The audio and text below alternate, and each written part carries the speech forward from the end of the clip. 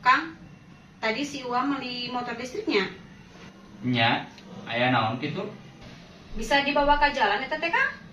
Nya bisa atuh, kan ngaranna gen motor. Ngan pedah pake listrik.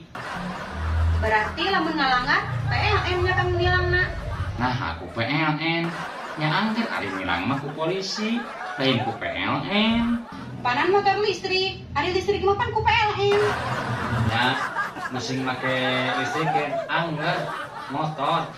Ngan pedah make listrik. Jadi urusana jeung PLN mah. Urusan kumaha, Kang? Kan masang meteran listrik teh PLN. Meteran. Lain meteran atuh. Dicas, ieu mah dicas. Nah, dicas. Emangna HP anger we kudu aya meteran. Kecuali meteran token. Ame teh dipariksa ku PLN. Iya.